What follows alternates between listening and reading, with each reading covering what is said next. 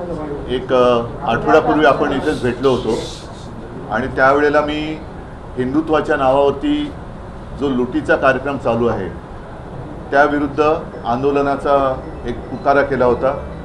त्यानुसार मी आणि सर्व शिवसैनिक यांनी म्हणजे कालच्या नेत्याच्या गेल्या रविवारी दादर इथल्या हनुमान मंदिराच्या समोर महाआरती केली, रामरक्षा पठण केलं। त्याच्यानंतर हा कार्यक्रम आता महाराष्ट्रात अनेक ठिकाणी व्हायला लागलेला आहे।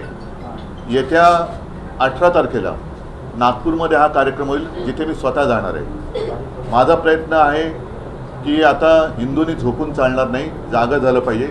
आपल्या हिंदुत्वाचा, आपल्या हिंदू धर्माचा दुरुपयोग करून जर लुटण्याचा कार्यक्रम कोणी करत असेल तर त्यांना आता त्यांची जागा दाखवण्याची वेळ आलेली आहे। एकूणच काय की सध्या देशामध्ये फार विचित्र परिस्थिती आहे।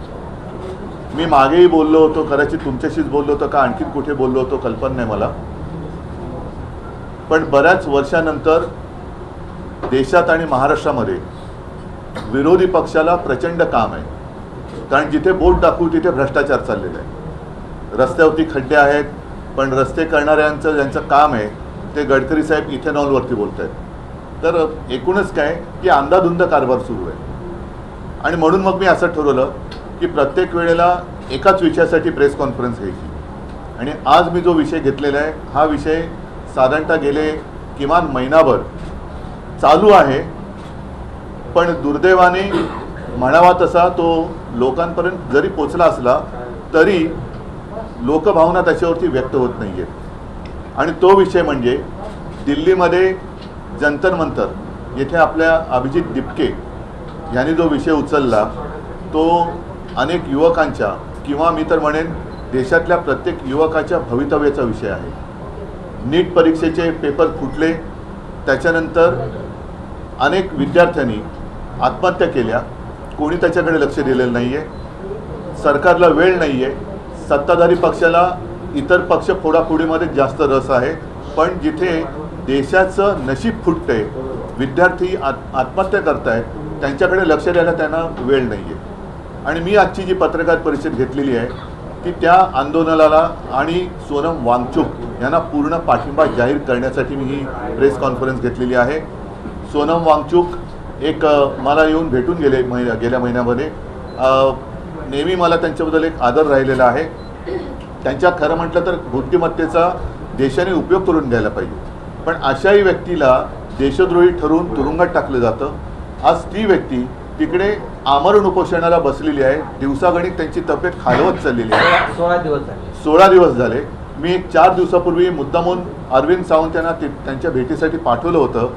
मी फोनवरून त्यांना विनंती केली की सोनमजी तुम्ही प्राणांतिक उपोषण करू नका, कारण तुमच्यासारख्या व्यक्ती या देशाला पाहिजेत आणि सरकारला काय पडलेलं नाही। अशा एक एक व्यक्ती जर आपणहून जात असतील तर सरकारला ते हवंच आहे असं नाईलाजाने मला म्हणावं लागतंय।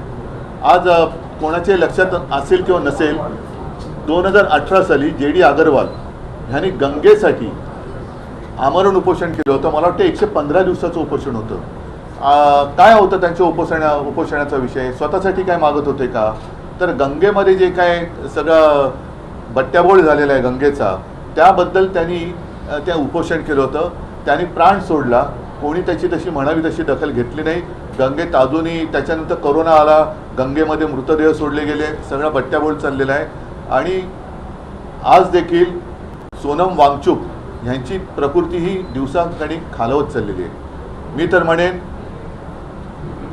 आज आता असा एक क्षण आलेला आहे, जरी मी या एका विषयासाठी प्रेस कॉन्फरन्स घेत असलो तरी सगळ्या जणांनी सगळे विषय घेण्याची आवश्यकता आहे असं नाही, मात्र एखादा विषय जरूर असा असायला पाहिजे की त्याच्यावरती देशातल्या सर्व राजकीय पक्षांनी एकत्र यायला पाहिजे।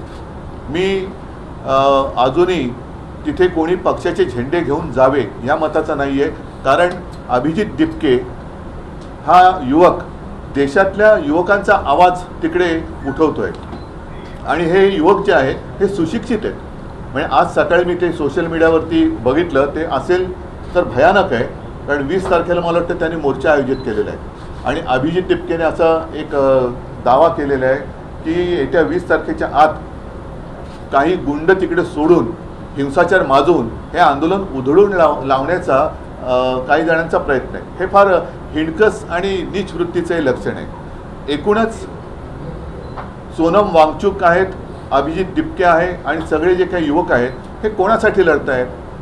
देशातल्या सर्व युवकांनीच नव्हे तर त्यांच्या पालकांनी सुद्धा जागं झालं पाहिजे की अरे आत्महत्या करणारा हा जरी त्यांचा मुलगा होता किंवा त्यांची मुलगी होती, पण कदाचित उद्या आपल्यावरती वेळ येऊ शकते.